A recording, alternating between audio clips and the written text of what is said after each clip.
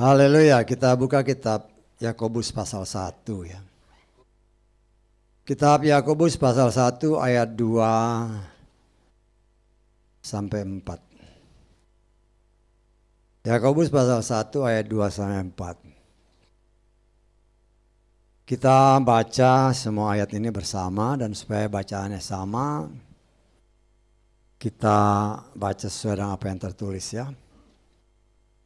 Kita baca bersama 3, 4. Hai saudara-saudaraku, apabila kamu jatuh ke dalam berbagai pencobaan, hendaklah kamu menganggap semuanya itu kesukacitaan. Karena mengetahui bahwa ujian imanmu itu mengerjakan ketabahan.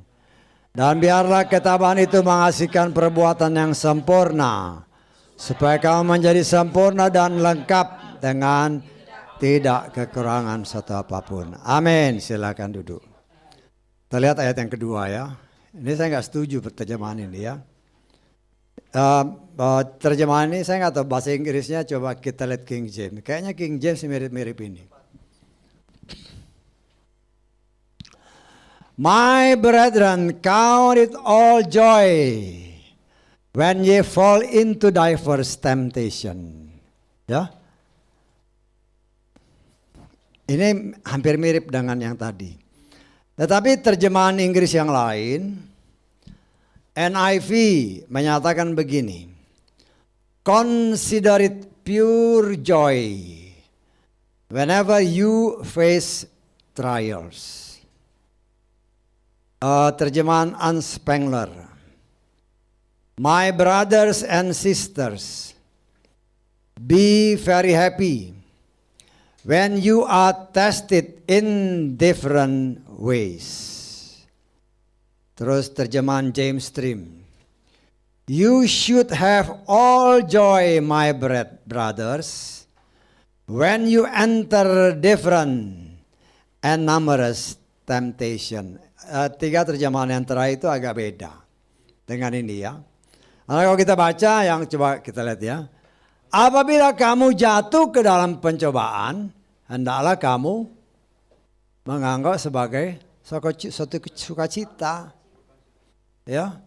Kalau saya tafsirkan singkatnya, kalau kamu jatuh dalam dosa ya senang-senang aja. Betul nggak? Ini kalau terjemahan ini ya. Karena itu saya cari terjemahan lain, saya lihat King James mirip-mirip dengan ini. Saya cari dengan terjemahan yang lain seperti yang tadi saya katakan.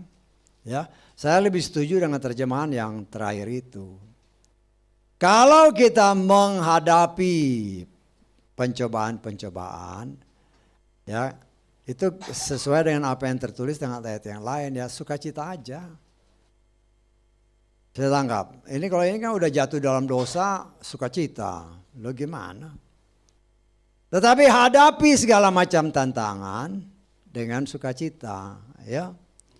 Jadi ya kita harus berhati-hati dengan segala terjemahan-terjemahan, ya. Karena banyak terjemahan-terjemahan itu ya kayak begitu, ya. Nah, kita kalau tidak hati-hati, kita juga bisa salah, ya.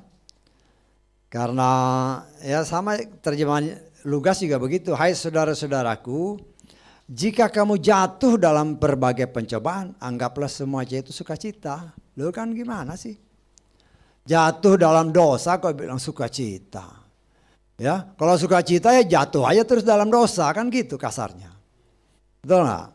Nah, artinya di sini ya kita harus sangat berhati-hati. Ya kita maklum lah karena dari surat yang asli yang ditulis dalam bahasa Ibrani oleh para murid, kemudian kan diterjemahkan ke dalam bahasa Yunani dari penguasa-penguasa yang berkuasa dahulu. Kemudian kan itu berbagai macam terjemahan-terjemahan ya bisa nyeleweng-nyeleweng dikit. Dan disitulah tanpa kita sadar atau tidak sadar, disitulah kesempatan si setan masuk. Nah, itulah kuda putih ya. Kuda putih itu luar biasa. Ya, Orang melihatnya, oh ini kan nggak apa-apa. Loh yang nunggang setan kok. Lah ini kan, ini sebenarnya ditunggangi sama kuda putih nih yang menerjemahkan kayak begini. Kalau kamu jatuh dalam dosa ya senang-senang aja. Loh kalau begitu ya jatuh aja dalam dosa terus, biar senang terus. Artinya ya tetap diokekan sama Tuhan, ya salah lah begitu. Kalau jatuh ya, artinya kalau kita menghadapi berbagai macam tantangan yang Tuhan izinkan terjadi, tetap sukacita. Ya itu agak beda dengan ini. Nah saudara yang dikasih oleh Bapak Yahweh, kita mengucap syukur. Walaupun bagaimana kita ini kan sebagai anak-anak Tuhan yang diberikan kitab ayat-ayat suci, ayat-ayat dari Tuhan. Ya, nah, kita harus membaca dengan teliti, menyelidiki dengan teliti firman Tuhan. Karena setan juga seringkali nyusup melalui firman yang sudah tidak lagi sesuai dengan jalur kehendak Tuhan. Ya. Karena itu kita memang harus hati-hati. Kalau orang tidak hati-hati akan sangat mudah tertipu. Karena biar bagaimanapun saya seringkali katakan ya, firman Tuhan itu tidak mungkin salah yang aslinya ya. Tetapi terjemahan itu masih mungkin salah. Di dalam terjemahan inilah si setan berusaha masuk. Inilah namanya kuda putih. Ditunggangi sama setan. Sehingga sepatah kata ini kan hanya sepatah dua patah yang dipelintir. Tapi artinya sudah berbeda. Kalau kita mengaminkan kata yang sudah dipelintir, lah itu bahaya. Ya itu yang menjadi tertanam dalam hati kita. Akhirnya ya kalau kita bikin dosa ya senang-senang aja kan ada tertulis. Bisa tahu saya. Kalau kita lagi di luar kan, wah ada tertulis kok. Senang-senang aja kalau kita jatuh dalam dosa. Ya itu berarti sesuatu yang tidak sesuai dengan kehendak Tuhan. Karena itu kita harus belajar menyelidiki firman Tuhan dengan benar. Ya kita memang berdoa, Tuhan tolong saya tunjukkan apa sih arti sebenarnya. Sehingga dengan demikian kita tidak mungkin tersesat. Karena Tuhan memang mau kita jalan dengan jalan yang lurus yang Dia siapkan. Tetapi setan kan berusaha membelokkan sedikit demi sedikit tanpa kita sadari, dia udah jauh akhirnya. Karena kita tidak mau mengoreksi diri. Seperti yang sering kali saya katakan, kalau saudara jalan di jalan tol, apalagi supir yang bawa mobil, kita nggak sadar bahwa itu jalannya udah belok, karena memang seolah-olah setir itu nggak gerak, padahal memang sudah belok dia. Itulah cara setan, tanpa sadar kita kuda putih ini nunggangin, sehingga tanpa sadar kita sudah melenceng dari jalan yang lurus. Karena itu Tuhan menghendaki saudara dan saya sangat berhati-hati. Karena penyesat-penyesat itu dari dalam. Penyesat termasuk yang menerjemahkan ini, kalau dia nggak hati-hati kan dia boleh menerjemahkan. Ya, karena mereka kan ya kita tafsirkan orang-orang yang ahli. Tapi kalau melihat ini, oh ini kelihatannya nggak cocok. Ya diskusi dulu lah. Atau cari terjemahan-terjemahan yang lain. Sehingga kita tidak tersesat. Saya katakan ini nggak benar ya. Dari arti kata-katanya. Nah kita cari. Dan memang dari terjemahan-terjemahan lain banyak yang tidak sama dengan ini. Tetapi kita mengucap syukur kita diberikan hikmat oleh Tuhan. Supaya kita hati-hati. Ya, di dalam menjalani kehidupan. Ya. Kehidupan dengan segala macam tantangan, permasalahan dan pergumulan yang Tuhan izinkan terjadi dalam kehidupan kita. Saudaraku yang dikasih oleh Bapak Yahweh. Dikatakan oleh firman Tuhan pada ayat yang ketiga. Kamu tahu bahwa ujian imanmu mengerjakan ketabahan. Ya. Seseorang yang diuji, ya katakanlah biasanya dia jadi murid. Betul nggak? Orang yang jadi murid suatu saat dia akan diuji. Ya, bisa tahu saya, ya. Kalau orang anak sekolah kan supaya dia naik tingkat kan diuji dulu. Demikian juga dalam seluruh tahap kehidupan manusia, apapun yang dikerjakan harus dibimbing dulu. Dibimbing baru diuji. Ya. Setelah itu baru kelihatan ini dia kuasai apa tidak. Ya. Nah, di sini kita melihat ya, ujian. Kalau dahulu seringkali dikatakan ulangan. Ya, ulangan ya. Kalau sekarang mungkin lebih populer ujian. Kalau dulu ulangan, diulang. Diulang, apanya yang diulang? Segala sesuatu yang pernah diajarkan, lah itulah yang diulang, dites lagi. Dia menguasai enggak apa yang diajarkan? Saya tangkap. Nah, begitu juga dalam kehidupan saudara dan saya. Ya.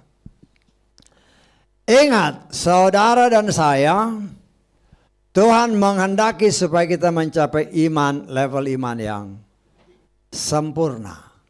Sama seperti Bapa Yahweh sempurna adanya. Memang kita tidak bisa menilai dengan cara kita. Kesempurnaan yang Tuhan maksud itu sampai di mana kita nggak tahu. Yang tahu hanya Tuhan sendiri. Karena itu beberapa waktu yang lalu saya pernah katakan kepada saudara. Kita nggak tahu level yang dimaksud Tuhan itu sampai di mana. Hanya Tuhan yang tahu. Karena itu kita berusaha supaya level iman kita memang sampai ke taraf kesempurnaan yang Tuhan kehendaki supaya kita diraihkan. Tetangga. Karena itu ya kita harus lebih lagi belajar. Ya. Nah, orang yang belajar ini kan suatu saat diuji. Kita kapan kita jadi murid? Setelah kita menerima dan mengakui Dia sebagai Tuhan dan Juru Selamat. Ya. Itu pun karena kemurahan Tuhan kita dianugerahi oleh Dia iman. Saya tanggap. Iman itu anugerah. Berkali-kali saya katakannya, iman tidak semua orang memperoleh iman. Ya. Iman kita dengan iman orang-orang di luar sana kemungkinan besar berbeda. Karena berdasarkan kitab Galatia yang sudah kita pernah dibukakan, ada tertulis, sebelum iman itu datang, kita dipimpin oleh Torah. Tetapi setelah iman itu datang, ya, bukan berarti Torah tidak berlaku, tetapi kita dipimpin oleh iman ini. Siapa iman itu? Yaitu Yeshua. Nah, kita harus sangat berhati-hati ya dengan apa yang tadi saya katakan. Karena banyak penafsiran orang yang salah. Sehingga ada anggapan, oh Yeshua sudah datang berarti Torah tidak berlaku. Nah itu salah. Seperti contoh. Ini contoh yang paling gampang. Ya. Seorang anak, dia belajar baca, tulis, tambah kurang. Mungkin sekarang TK kan udah belajar gituan. Bahkan juga mungkin belajar bahasa Inggris. Ini semua pengetahuan dasar, baca tulis tambah kurang. Itu sampai kita tamat sekolah, sampai jadi profesor doktor, ini tetap dipakai. Karena ini basicnya, ini dasarnya. Bisa ditangkap maksud saya? Demikian juga pertumbuhan iman kita. Dasarnya itu Torah. Jadi Torah itu sampai kita di sorga nanti itu tetap dipakai. Loh kok gitu? Loh itu dari sorga. Itu peraturan dari sorga yang harus kita pelajari, harus kita praktekkan. Nanti di sana ketika dunia yang baru, langit yang baru, itu sudah menjadi bagian kita sehingga kita hidup benar-benar sesuai apa yang tertulis. Ya, nah, jangan sampai kita Karena ya mungkin yang paling gampang dicontohi seperti itu. Karena memang firman Tuhan ya, kita pernah bicarakan hal ini ya. Saya ulangi lagi sedikit dari kitab Galatia ini. Ya. Kitab Galatia pasal ketiga ayat 23 dan 24. Galatia pasal 3, 23, 24. Namun, nah perhatikan baik-baik. Sebelum iman itu datang, perhatikan kata-katanya. Sebelum iman itu datang, berarti ada satu pribadi di sana. Saya tangkap. Sebelum iman itu datang, kita dilindungi di bawah Torah. Saya tangkap, ya. Dengan dikurung ke dalam iman yang akan segera disingkapkan. Dengan demikian Torah telah menjadi pendidik kita ke dalam Hamasia sehingga kita dapat dibenarkan karena iman. Ayat 25 lihat ini. Setelah datangnya iman, tadi kan sebelum iman datang. Nah sekarang setelah iman itu datang. Berarti di situ berbicara satu pribadi. Karena ayat-ayat ini saya berani menafsirkan. Tidak semua orang di muka bumi ini memiliki iman seperti yang kita miliki. Karena iman yang dimaksudkan di sini adalah Yeshua. Dan genaplah apa yang dikatakan dalam Tesalonika. Tidak semua orang memiliki iman. Jadi kalau berbicara iman, sesama kita umat Tuhan, ya, itu berbicara tentang Yeshua. Tetapi kalau kita berbicara tentang kepercayaan-kepercayaan lain, tidak akan pernah ketemu karena pribadinya beda. Saya tangkap. Ya. Artinya dalam hal ini kalau toh kita dikehendaki oleh Tuhan untuk menyampaikan tentang iman kepada orang yang tidak seiman, ya kita harus minta hikmat bagaimana menyampaikannya. Karena nggak sama. Saya tangkap maksud saya, ya tidak sama. Karena saya percaya iman berdasarkan kitab Galatia ini, iman yang dimaksud di sini adalah Yeshua. Karena itu dikatakan dalam kitab Tesalonika yang sudah kita juga pelajari, tidak semua orang memiliki iman. Karena walaupun biar nama itu diberitakan, mereka tetap nggak percaya, nggak percaya. Lah kalau naik lagi ke atas, ini sering kali karena saya Tuhan ingatkan, kalau naik lagi ke atas sana, ya memang ada tertulis, ada anak Tuhan kata kitab Lukas, tetapi ada anak setan kata kitab Yohanes. Nanti saudara cek aja. Oh ya dulu pernah ngomong ya cek aja. Ya. Ada anak setan, ada anak Tuhan, itu tertulis. Bukan kata saya. Kau mau percaya apa enggak, ya itu tertulis. Ya, kita sebagai orang yang hidup di dalam Tuhan. Nah, kita belajar kasih tahu kalau memang Tuhan kehendaki. Ya. Orang boleh menafsir macam-macam, oh nggak mungkin, ya, terserah, tetapi tertulis seperti ini. Kau percaya puji Bapa Yahweh, kau nggak percaya puji Bapa Yahweh. Tetapi saya percaya apa yang tertulis itu adalah kebenaran. Saat ini setelah kita menerima iman, menerima Yeshua sebagai Tuhan dan Juru Selamat, itu yang senantiasa kita lakukan ketika orang mau percaya, mau menerima Bapa Yahweh sebagai Tuhan dan Juru Selamatnya. Mereka ini harus dibimbing. Dibimbing untuk percaya dan mengakui dengan mulut, kata kitab Roma pasal 10 ayat 9 dan 10. Kita mengakui dengan mulut dan percaya dengan hati. Karena itulah firman Tuhan, ketika kita mengakui Dia sebagai Tuhan dan Juru Selamat dan percaya dengan sungguh-sungguh, walaupun mata jasmani kita tidak melihat, tetapi mata rohani kita percaya bahwa Dia itu memang Tuhan yang sanggup menyelamatkan kita. Ketika kita dibaptis, ya, disitulah Tuhan berikan cap, ini milikku.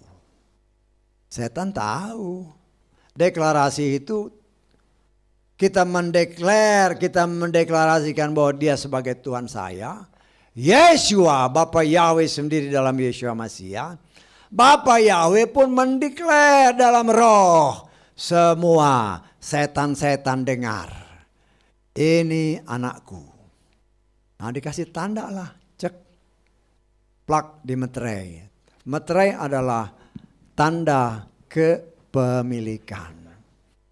Tapi ingat, sebagaimana kan Yeshua kan bilang, lakukanlah seketika dia berdiskusi sama si Yohanes Pembaptis. Yohanes Pembaptis kan tadi yang menolak untuk baptis. Karena dia tahu siapa Yeshua. Walaupun antara Yeshua dengan Yohanes Pembaptis itu boleh saya katakan masih sepupu ya. Karena ibu mereka itu sepupuan. Jadi masih ada hubungan darah. Ya. Tapi kita melihat di sini karena Roh Kudus yang menguasai si Yohanes Pembaptis. Ketika Yeshua bilang kita harus lakukan apa yang tertulis. Nah dia lakukan. Setelah dia lakukan ini sebagai suatu gambaran. Kalau orang yang sudah bertobat, yang sudah lahir baru, bukan berarti dia bebas dari segalanya, tidak. Justru setan ngintip, loh ini kan milikku tadinya. Ingat ya, dunia ini kan dikuasai si jahat, berdasarkan kitab Yohanes kan. Dunia dikuasai oleh si jahat. Termasuk semua manusia yang dilahirkan di tengah dunia ini, itu milik dia setelah setan berhasil menipu si Hawa. Karena itu ketika ada orang yang karena kemurahan Tuhan dianugerahi iman, sehingga dia mau menerima mengakui Yahweh di dalam Adonai Yeshua sebagai Tuhan dan Juru Selamatnya, mendeklarasikan dirinya bahwa saya anak Bapa Yahweh. Lah setan lihat, setan dengar. Lah setan merasa sesuatu yang milik dia dirampas kembali oleh Bapa Yahweh. Nah, tapi kan manusia ini kan masih hidup di dunia. Dan dunia masih dikuasai si jahat. Dia coba dengan berbagai macam cara. Ya, ingat ya. Ingat. Setan tidak punya kuasa untuk menjamah anak Tuhan yang sudah dimeterai. Ingat itu, tanamkan itu baik-baik. Khususnya tadi Becky, tanamkan baik-baik. Kita anak Bapa Yahweh, setan tidak punya kuasa untuk menjamah kita. Tetapi, ada tetapinya. Setan cari celah. Bagaimana bisa menjamah si anak Tuhan ini. Seperti tertulis, dia mengaumlah bagaikan singa. Hanya apa? Hanya untuk nakut-nakutin. Hanya untuk nakut-nakutin. Nah kalau berhasil ada ketakutan ya seperti yang tadi disaksikan. Aduh kalau mati terus. Yang dipikirkan. Itu setan berusaha mengaum terus. Membuat apa? Jiwa ketakutan. Nah, saya katakan kepada saudara dan saya milik Bapa Yahweh. Tidak pernah diajarkan oleh Bapa Yahweh takut kepada siapapun, hanya kepada Dia. Tidak boleh yang kepada yang lain. Setan mengintimidasi. Mengintimidasi terus, nakut-nakutin terus. Mengaum terus menerus. Tetapi kalau kita sebagai anak Bapa Yahweh, setan diam. Dia diam. Dia nggak berani ngaum. Tidak berani menakut-nakuti. Loh, tapi namanya manusia kan. Aduh, pikirannya ini melayang ke sana kemari. Udah. Setan lihat ya. Ketika pikiran kita ke sana kemari, setan lihat, wah ini ada celah ini. Udah dia ngaum lagi. Wah, ketakutan lagi. Oh, ketakutan kalau bukan kepada Bapa Yahweh. kita sadar atau tidak sadar membuka celah. Ada tertulis, jangan beri celah kepada setan. Jangan beri kesempatan kepada setan. Tetapi karena kekhawatiran, ketakutan, kita nggak sadar buka celah. Udah patak. Namanya singa kan tangannya segede ini, cakarnya segede gini. Salah siapa? Salah sendiri. Bukan salah Tuhan. Dan itu sering terjadi dan tercatat. Orang-orang pilihan, orang-orang Israel. Walaupun mereka melihat mukjizat, melihat tanda ajaib. Bahkan Tuhan sendiri berfirman kepada Mose dan seluruh orang Israel. Aku akan membawa kamu ke tanah perjanjian. Yang penuh dengan susu dan madu. Itu janji Tuhan. Tetapi dalam perjalanan, berbagai macam ujian Tuhan izinkan terjadi. Aduh lapar, ngamuk. Aduh haus, ngamuk. Aduh capek, ngamuk terus. Itulah singa yang mengaum-ngaum. Yang mencoba untuk melemahkan iman kita. Kalau sudah lemah, itu jadi makanan setan. Nah, saya sebagai pelayan Tuhan, engkau dan saya harus percaya ada tertulis bahwa roh Bapa Yahweh yang dianugerahkan bagi kita lebih besar dari apapun yang ada di dunia ini, setan-setan apapun. Bapa Yahweh memberikan saudara dan saya kuasa, tapi kadang-kadang kan ya itu nggak percaya, nggak percaya. Oh, tidak percaya kepada perkataan Bapa Yahweh adalah dosa. Dan upah dosa adalah maut. Ingat, Tuhan itu setia sama firman-Nya. Ya. Ya mungkin seperti saya, Bapak ya percaya kalau dia bilang Bapak Yahweh, percaya. Nggak usah takut. Serahkan sama Dia dalam seluruh kehidupan kita. Ada yang kerja. Tidak akan pernah Tuhan izinkan biji matanya dicolek oleh si setan. Asal kita percaya. Ya. Lah ini bagian hidup sebagaimana Yeshua. Setelah dia dibaptis. Itu contoh sempurna ya.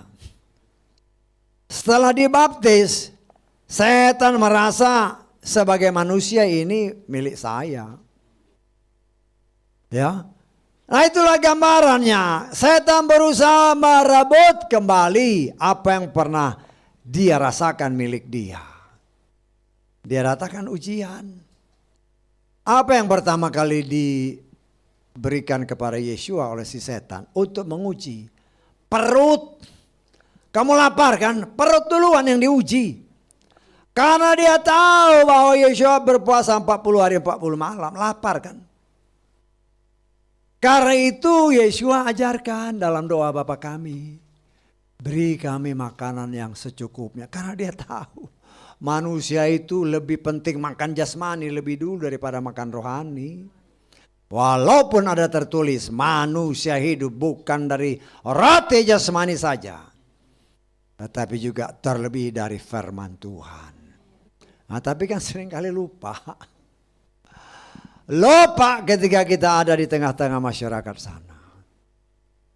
Kenapa lupa?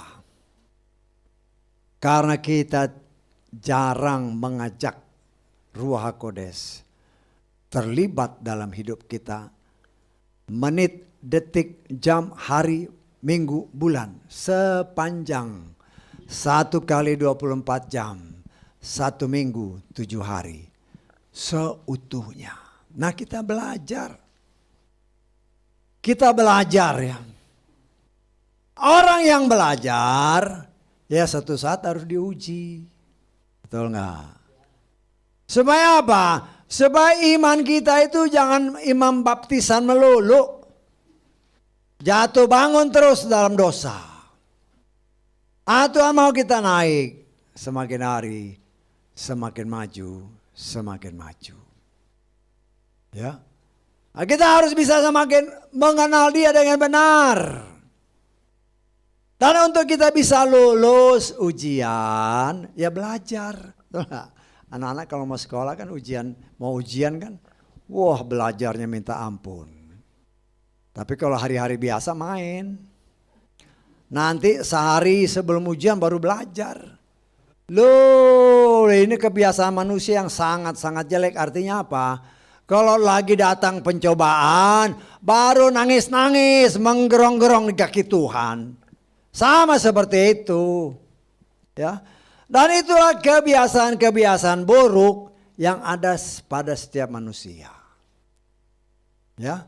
Nah, orang belajar kan begitu. Ya saya juga pernah sekolah. Kadang-kadang mau ujian kan. Oh gampang-gampang, nanti kalau besoknya ujian, walau baru belajar sampai malam-malam.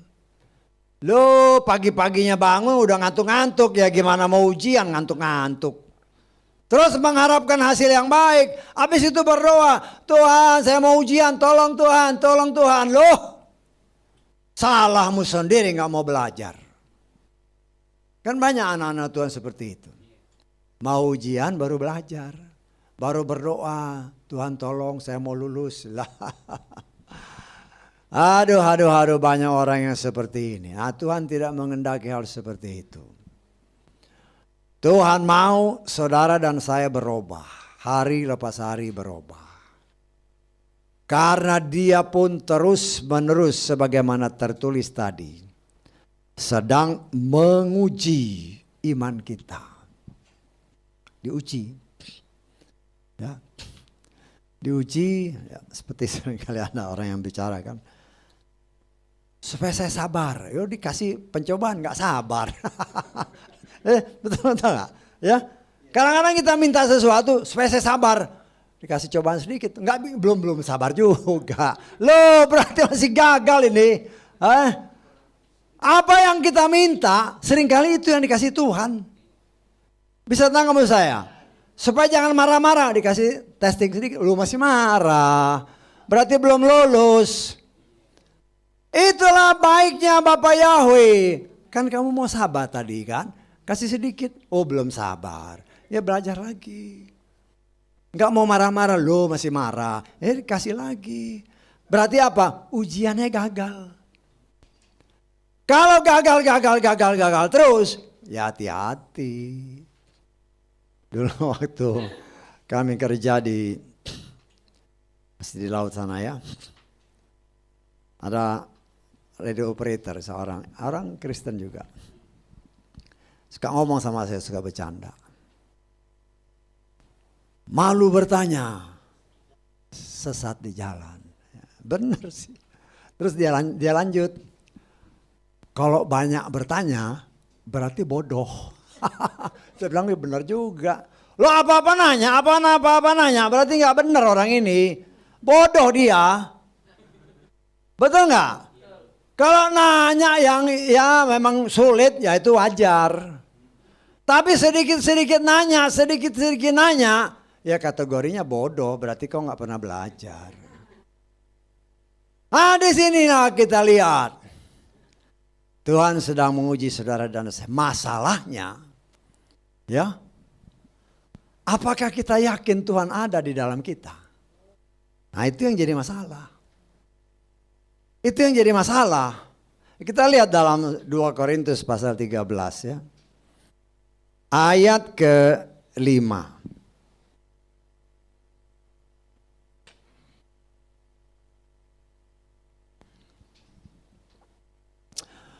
Ujilah dirimu sendiri. Sekiranya kamu tetap berada dalam iman. Buktikanlah dirimu. Atau tidakkah kamu mengenali dirimu sendiri? Bahwa Yeshua HaMasyiah ada di dalam kamu. Karena jika tidak, kamu adalah seseorang yang tidak tahan uji. Ya, ini firman ya, bukan kata saya. Ini firman yang jelas menyatakan kita harus koreksi diri kita. Kita yakin gak bahwa Yeshua itu ada di dalam kita? Kalau kita tidak yakin Yesus ada dalam kita, ya pasti gagal. Lawan setan ya pasti gagal. Setan itu masih berkuasa.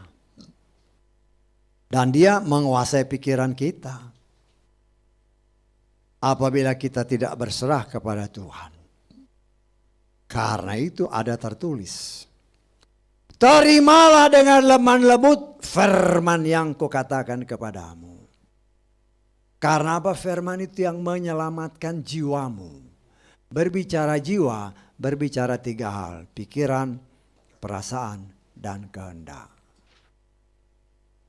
Loh, kalau pikiran ini bukan lagi pikiran Hamasia, ya sudah pasti gagal.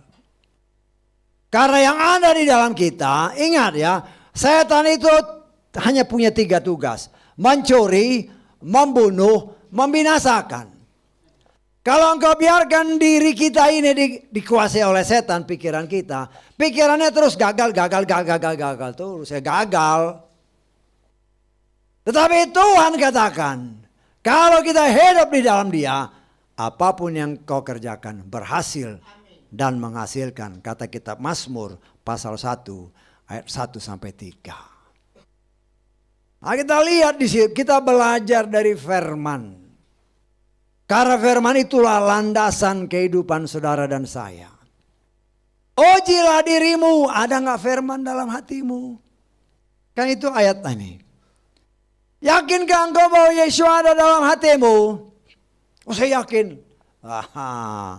Yakin, yang ngomongnya yakin. Giliran jalan di tempat gelap, wow, lihat kiri ke kanan. Apalagi jalan di tengah kuburan, lihat kiri, lihat kanan. Nggak yakin bahwa ada Tuhan di dalam hatinya.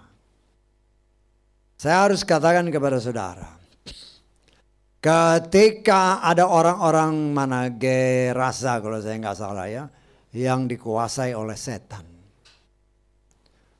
Setan kenal, ini Tuhan, ini juru selamat. Setan tidak bisa ganggu dan tidak berani ganggu. Bahkan mereka berkata, apakah engkau mau menghabisi, ya, terjemahan bebas, mau menghabisi kami? Izinkan kami keluar pergi kepada babi-babi itu. Artinya apa di sini? Kalau ada Bapa Yahweh dalam Adonai Yeshua masih dalam hati kita, setan tahu dan setan lari. Tetapi dia kuasai pikiran. Dia coba menguasai pikiran kita. Karena sudah dirusak sejak zaman nenek moyang kita dulu. Gelap tuh. Loh, itu daunnya goyang-goyang sendiri. Loh udah, padahal ada angin kan goyang-goyang sendiri udah ketakutan. Itu cara si setan. Untuk berusaha dengan berbagai macam cara. Dia mengaum terus untuk membuat kita gemetar.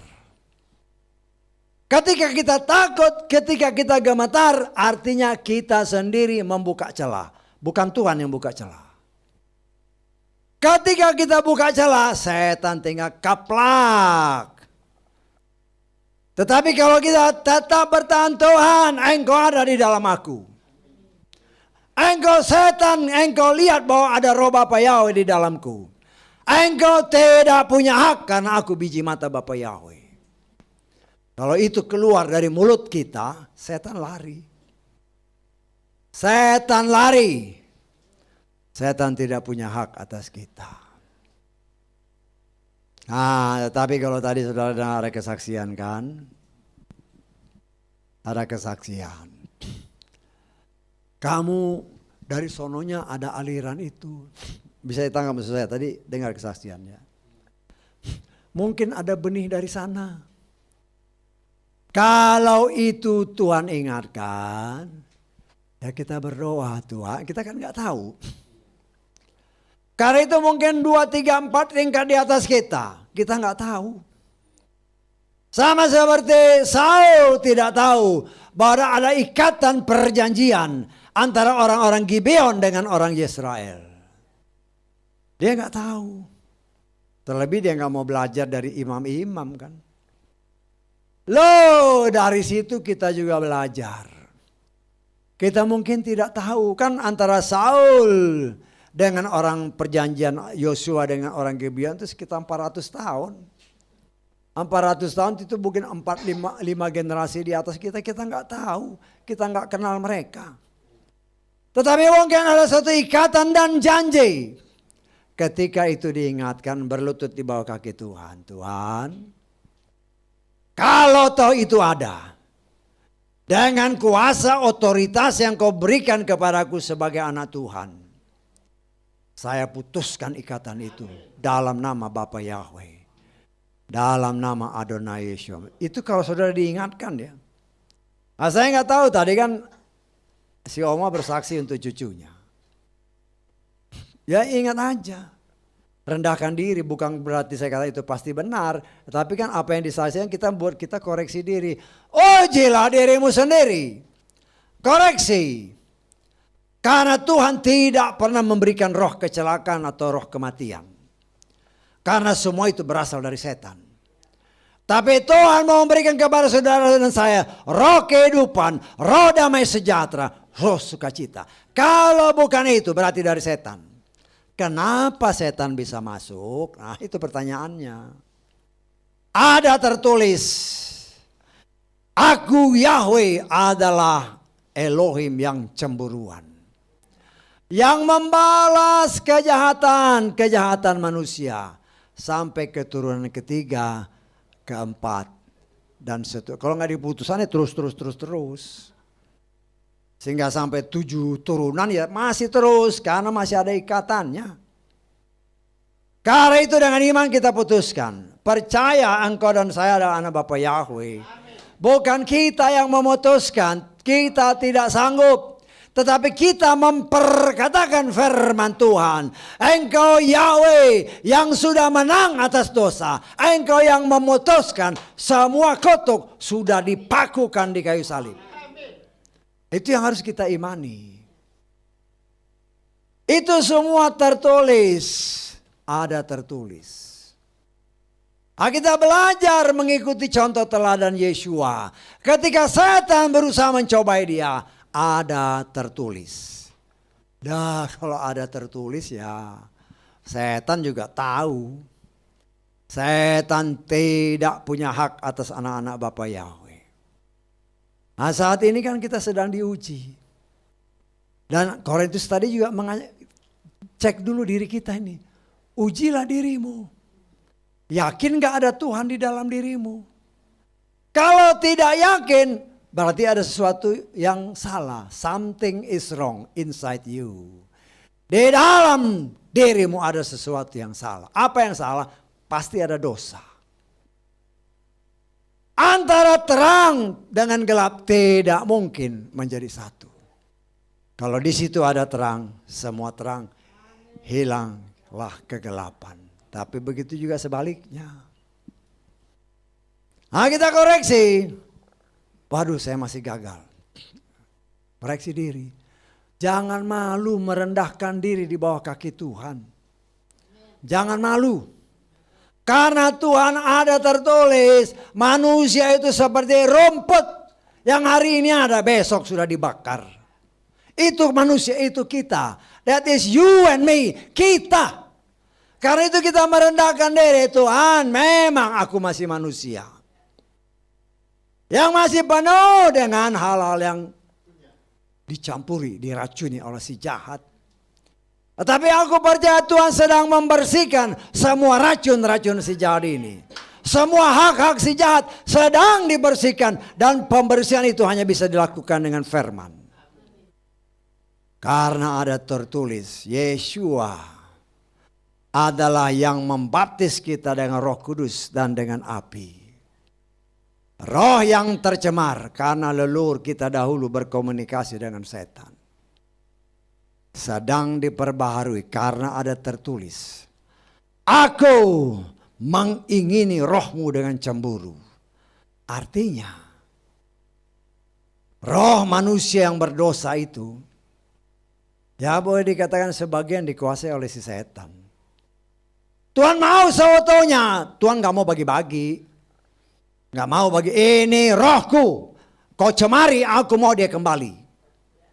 Kita sebagai anak Tuhan kita harus mempunyai pendirian, karakter yang sama seperti Bapa Yahweh. Tidak bisa berkompromi dengan si jahat, tidak bisa.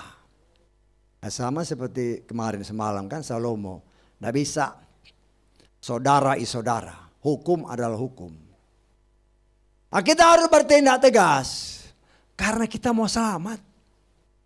Berkali-kali dikatakan dari atas mimbar ini, keselamatan itu urusan kita pribadi. Kalau kita mau selamat, ya koreksi diri. Ada nggak Tuhan dalam hatiku? Kalau dia ada, kenapa aku harus takut sama si setan? Kalau aku masih takut, berarti aku nggak percaya dia ada.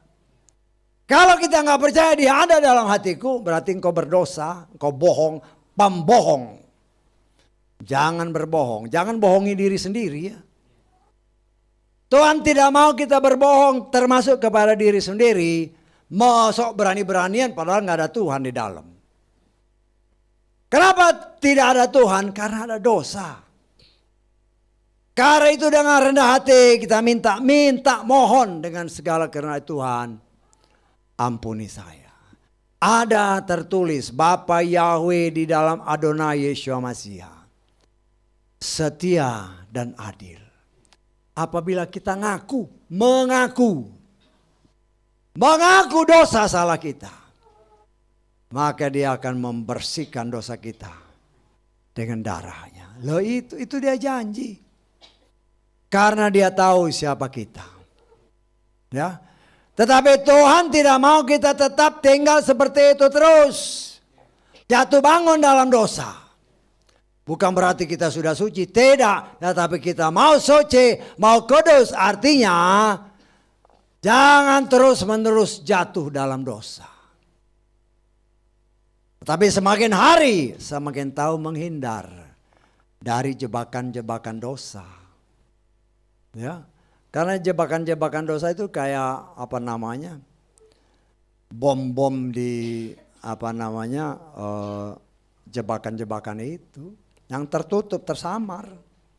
Tapi kalau salah injak mati. Nah, kita harus berhati-hati, kita punya radar. Radarnya apa ya? Firman. Ada tertulis. Firman-Mu, kita lihat dalam Mazmur 119 ayat 105.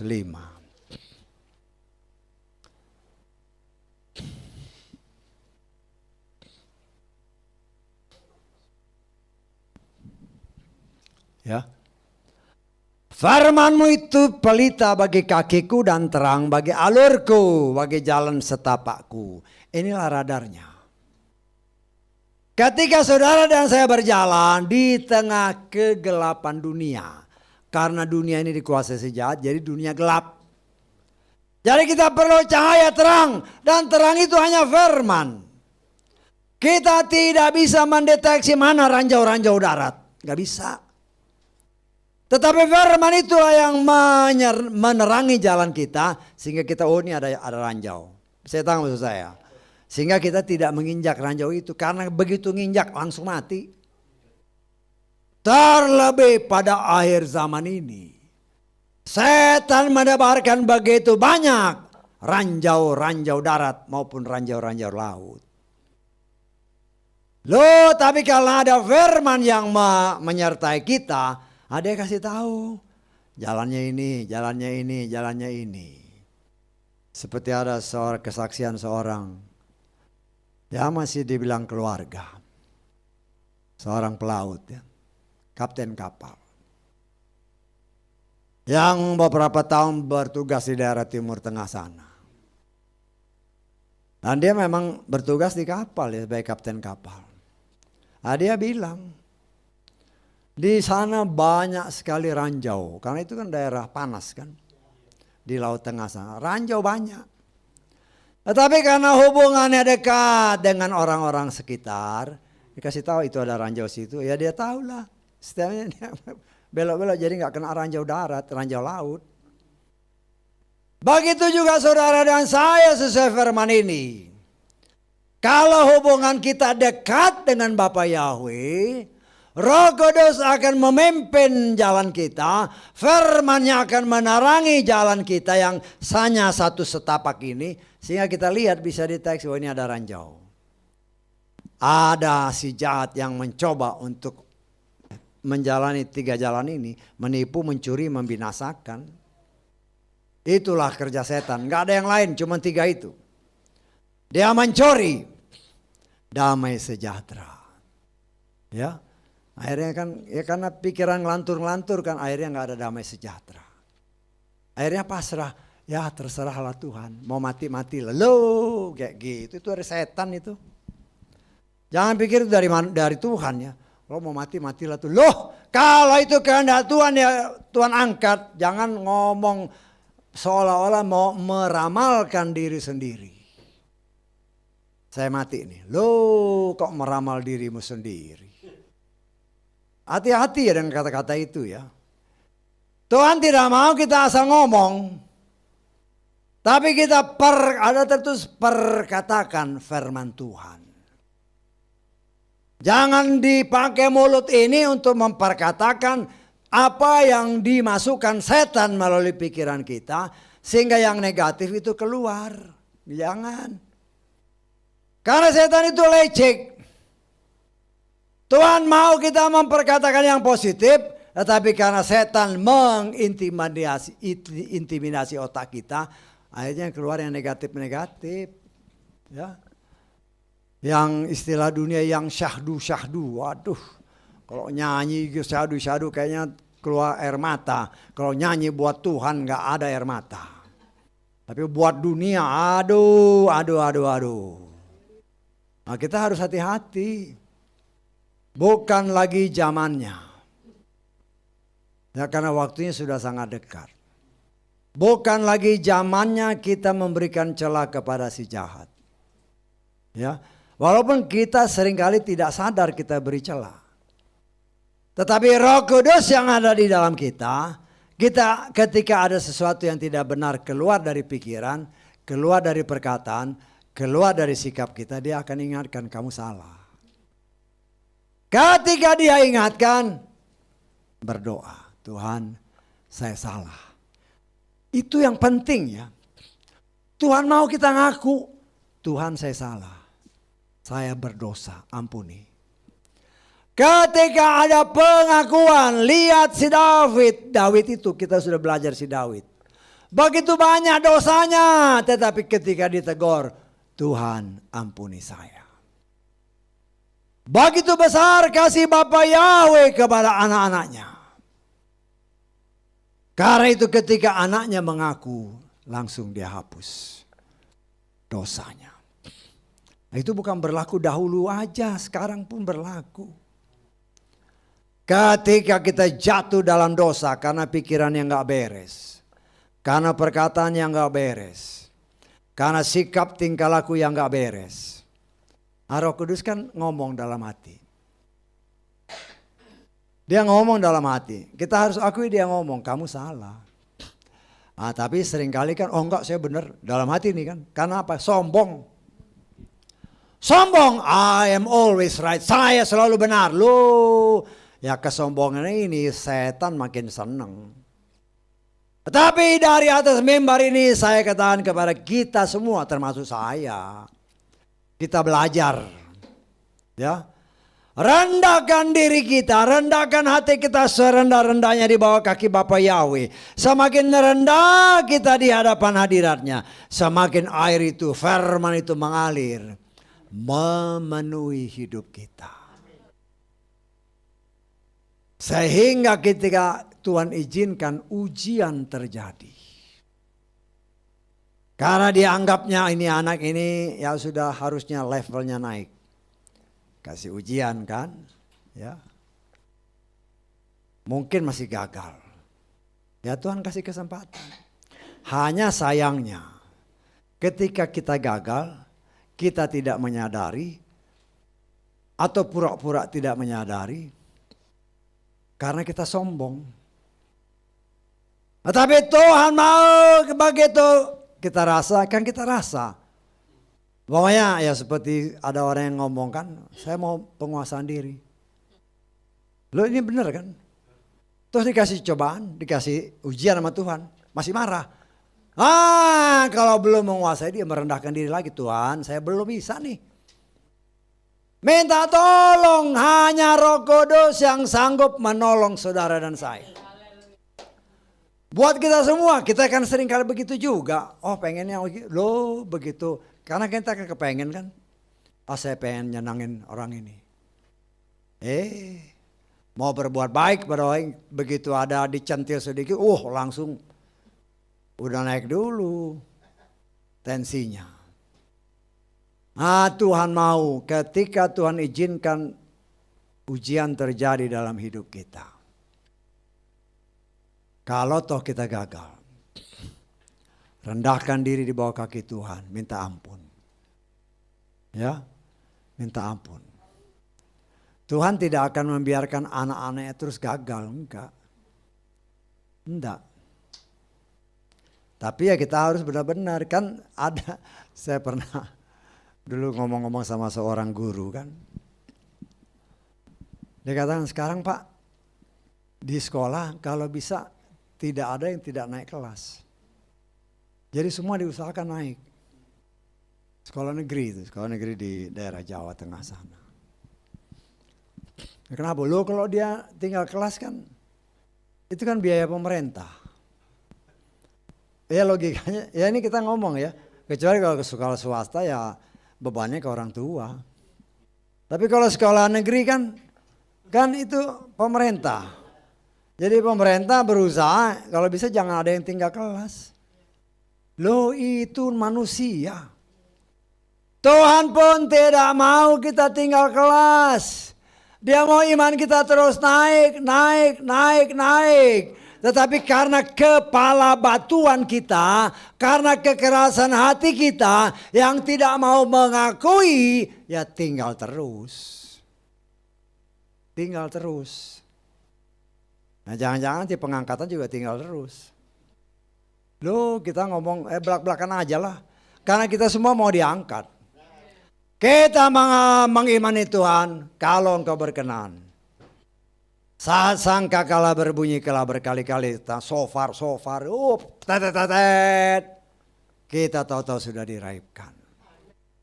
Tetapi untuk itu, pertajam telingamu. Ya, cepat mendengar, lambat berkata-kata, lambat untuk marah. Tapi kan seringkali yang terjadi sebaliknya kan. Cepat dengar, cepat balas juga. Cepat marah juga, cepat emosi juga. Nah Tuhan mengajar kita. Ketika kita berhasil untuk lolos dari ujian-ujian, kita semakin sesuai firman Tuhan tadi, semakin ngerti, semakin tabah. Saya tanggap. Begitu kita menghadapi sesuatu masalah terus selesai, kita senang kan. Jadi kita tahu, nanti kalau datang lagi hal seperti ini, saya sudah tahu caranya. Umpamanya dalam satu pekerjaan. Namanya pekerjaan itu ya pasti ada masalah. Katakanlah karena saya basicnya orang mesin jadi ngerti lah ya. Mesin-mesin. Saya bilang sama anak buah saya. Kita ini orang maintenance.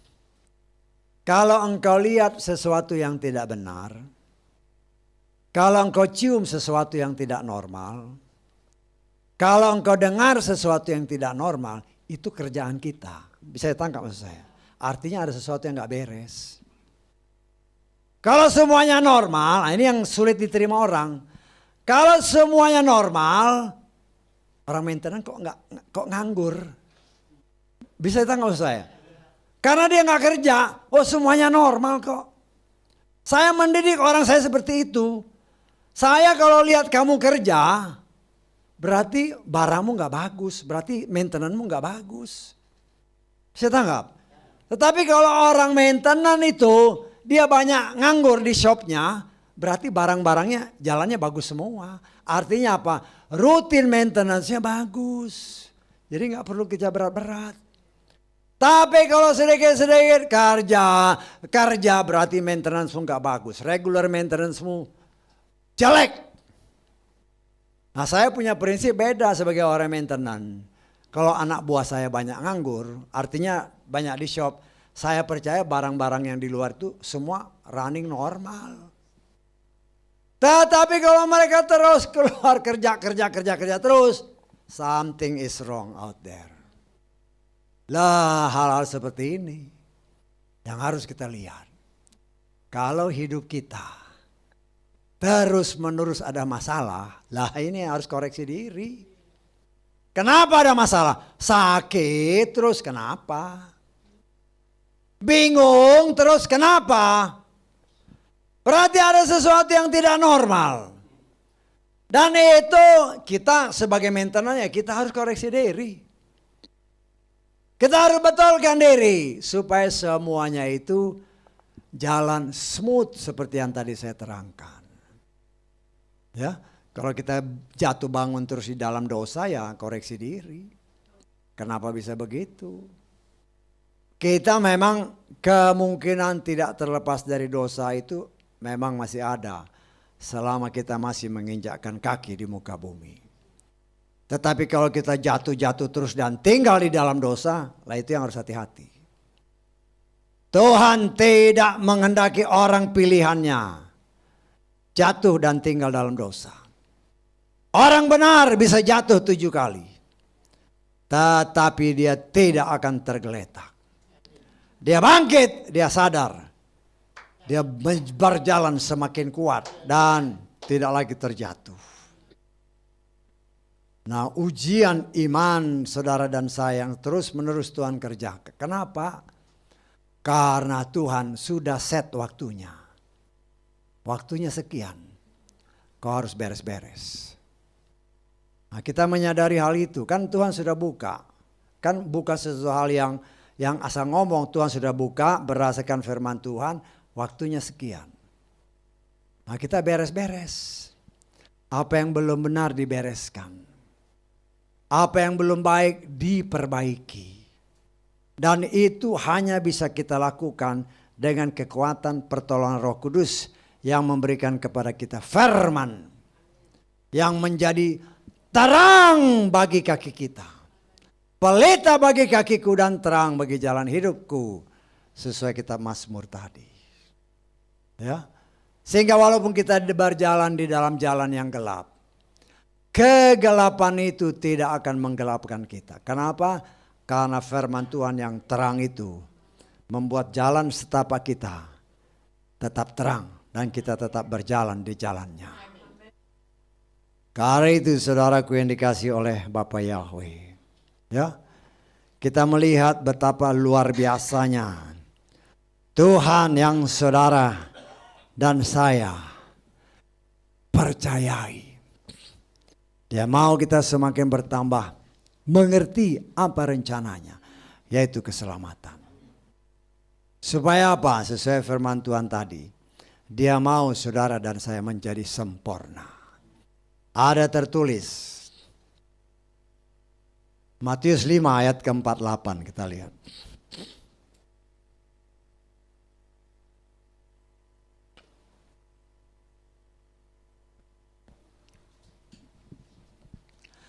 Oleh karena itu, hendaklah kamu menjadi sempurna.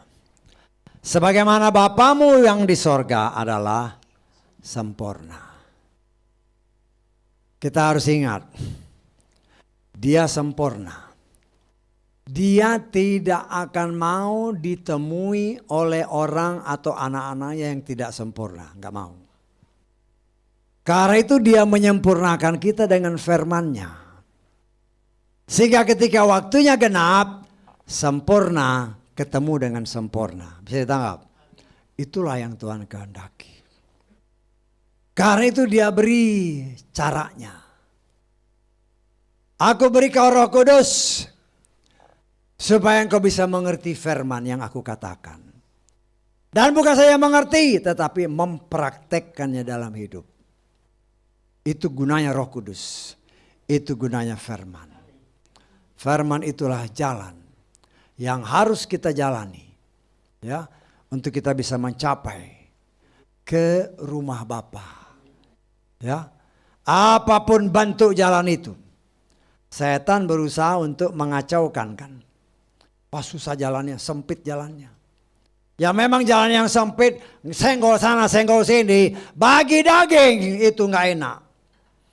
Apalagi kalau jalannya sempit, di sini pisau, sini pisau, kau kasih geser dikit, oh langsung hancur badanmu.